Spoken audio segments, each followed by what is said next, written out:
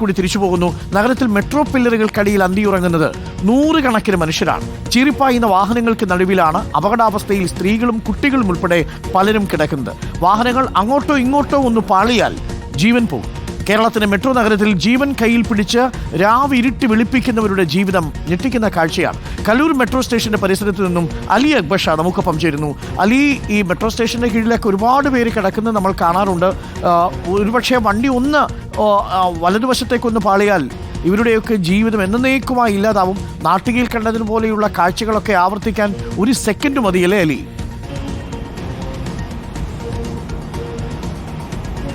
തീർച്ചയായും അരുൺകുമാർ, ഞാനിപ്പോൾ നിൽക്കുന്നത് കലൂർ മെട്രോ സ്റ്റേഷന്റെ പരിസരത്താണ്. അതായത് കൊച്ചി നഗരത്തിലെ ഏറ്റവും തിരക്കേറിയ ഭാഗങ്ങളിൽ ഒന്നാണ്.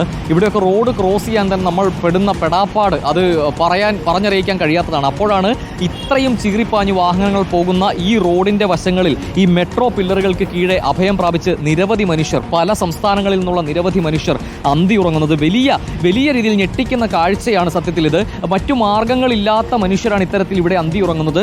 പല പണികളിൽ പണിയെടുക്കുന്നവരുണ്ട്, ഒരു ജോലിയും ഇല്ലാത്ത മനുഷ്യരുണ്ട്. അവർക്കൊക്കെ ആരെങ്കിലുമൊക്കെ ഭക്ഷണം കൊണ്ടെത്തിക്കും. നേരത്തെ നമ്മൾ സംസാരിക്കുമ്പോൾ ഈ കിടന്നുറങ്ങുന്ന മനുഷ്യരിൽ പലരും അല്പസമയം മുമ്പ് നമ്മളോട് സംസാരിച്ചിരുന്നു. ആരെങ്കിലും വിദ്യാർത്ഥികളോ ആരെങ്കിലുമായി കൊണ്ടുകൊടുക്കുന്ന ഭക്ഷണം പ്രതീക്ഷിച്ചാണ് ഈ മനുഷ്യർ ഇത്രയും ദയനീയമായ സാഹചര്യത്തിൽ കിടന്നുറങ്ങുന്നത്. ഏറെ ഞെട്ടിക്കുന്നത് കുട്ടികളും സ്ത്രീകളും ഉൾപ്പെടെ. നമ്മളിപ്പോൾ ഈ കാലിയായി കാണുന്ന സ്ഥലങ്ങൾ കുറച്ച് കഴിയുമ്പോൾ മനുഷ്യരാൽ നിറയും. ഒരു 11:30 കൂടി ഈ ഭാഗത്തെല്ലാം ആളുകളെത്തും. നിരവധിയായ ആളുകളെത്തി ഈ ഭാഗങ്ങളിലെല്ലാം കിടന്നുറങ്ങും. കാണാം, സ്ത്രീകളും കുട്ടികളും ഉൾപ്പെടെയാണ്. അവരുടെ പണിയെടുത്ത് കിട്ടുന്ന സമ്പാദ്യമൊക്കെ കുഞ്ഞു കുഞ്ഞു കെട്ടുകളിലാക്കി തലക്കി വെച്ചൊക്കെയാണ് ഈ മനുഷ്യർ കിടക്കുന്നത്. ഇവിടെ ഈ ഭാഗം എല്ലാം ഞാൻ സംസാരിച്ചപ്പോൾ ആന്ധ്രാപ്രദേശിൽ നിന്ന് വന്ന ആളുകളാണ്. പല സ്ഥലങ്ങൾ, പല സംസ്ഥാനങ്ങളിൽ നിന്നുള്ള ആളുകൾ അവർ വിഭജിച്ചെടുത്തിരിക്കുകയാണ്. ഇവിടെ പല കുടുംബങ്ങളെ കാണാം. ചേട്ടാ, ഏതാ നാട്? ആന്ധ്രാപ്രദേശ്. എത്ര വർഷമായി കേരളത്തിൽ? ഞാനിവിടെ 9 കൊല്ലമായിട്ടുണ്ട്. എന്താ ഇവിടെ കിടക്കുന്നത്? എനിക്ക് റൂം കിട്ടില്ല. പനി വീട്ടിലോ 2-3 ദിവസം പനി കിട്ടുക. ഇവിടെ ഇത്രയും സ്പീഡിൽ വണ്ടി പോകുന്നതല്ലേ, അപ്പോൾ റിസ്ക് അല്ലേ ഇവിടെ കിടക്കുന്നത്? എനിക്ക് ഭഗവാൻ ദൈവം വിശ്വാസം അല്ലേ? പക്ഷെ ഭയങ്കര അപകടമല്ലേ സ്പീഡിൽ വണ്ടിയൊക്കെ പോകുമ്പോൾ? അത് എനിക്ക് ദൈവവിശ്വാസമുണ്ട്.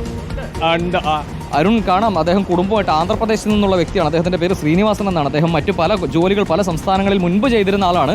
ഇപ്പോൾ അദ്ദേഹം ഏകദേശം 14 വർഷത്തോളമായി കേരളത്തിൻ്റെ വിവിധ ഭാഗങ്ങളിൽ ഇപ്പോൾ ഈ ഭാഗത്താണ് അന്തിയുറങ്ങുന്നത്. അരുൺ, ഇതാ ദൃശ്യങ്ങളിൽ കാണാം, ഇത്രയും വേഗതയിൽ വാഹനങ്ങൾ പാഞ്ഞു പോകുന്ന നമ്മളെ ഞെട്ടിക്കുന്ന കാഴ്ചയാണ്. ഈ ഭാഗത്തുകൂടി 4 വീലറുകളാകട്ടെ 2 വീലറുകളാകട്ടെ പോകുന്നത് എല്ലാ നിയമങ്ങളും ലംഘിച്ചുകൊണ്ടുള്ള രീതിയിലുള്ള വേഗതയിൽ വാഹനങ്ങൾ പോകുന്ന സ്ഥലം. അവിടെയാണ് ഇത്രയും ദയനീയമായ കാഴ്ച. അരുൺ, മറ്റു മാർഗ്ഗങ്ങളില്ലാത്ത മനുഷ്യർ, അവരോട് ചോദിക്കുമ്പോൾ അവർക്ക് കിടക്കാനൊരു കൂര ഒരുക്കി ആരെങ്കിലും കൊടുത്താൽ അങ്ങോട്ട് മാറാൻ അവർ തയ്യാറാണ്. വൃദ്ധരായ ആളുകൾ ദൃശ്യങ്ങളിൽ കാണാം. പറഞ്ഞറിയിക്കേണ്ട കാര്യമില്ല, സ്ത്രീകളും കുട്ടികളും ഉൾപ്പെടെയാണ് ഈ ഭാഗങ്ങളിൽ അന്തിയുറങ്ങുന്നത്. അല്പസമയം കൂടി കഴിഞ്ഞാൽ അരുൺ, ഈ കാണുന്ന മെട്രോ പില്ലറിന്റെ ഭാഗം മുഴുവൻ മനുഷ്യരാൽ നിറയും. ഈ ഇത്രയും ഗുരുതരമായ അപകടാവസ്ഥയിലാണ് ഈ മനുഷ്യരെല്ലാം. നേരത്തെ ഒരു വലിയ ഗ്യാസ് ടാങ്കർ വന്ന് മറിഞ്ഞത് നമ്മുടെ കളമശ്ശേരിയിൽ. മിക്കവാറും വാഹനങ്ങളൊക്കെ അമിതവേഗതയിൽ വന്ന് ഈ പില്ലറുകളിൽ ഇടിക്കുന്ന കാഴ്ചകളൊക്കെ നമ്മൾ കണ്ടിട്ടുണ്ട്. ആ പില്ലറുകൾക്കിടയിൽ മനുഷ്യരുണ്ട് എന്നതാണ് അലി അക്ബർ ഷാ സംഘവും ഇപ്പോൾ പകർത്തുന്ന ദൃശ്യങ്ങളിലൂടെ നമ്മൾ മനസ്സിലാക്കുന്നത്. പ്രിയപ്പെട്ട പ്രേക്ഷകർ, നിങ്ങളിത് കാണുക. കേരളത്തിലെ എല്ലാ നഗരങ്ങളിലും കാണുന്ന സമാനമായ കാഴ്ചകൾ തന്നെയാണ്.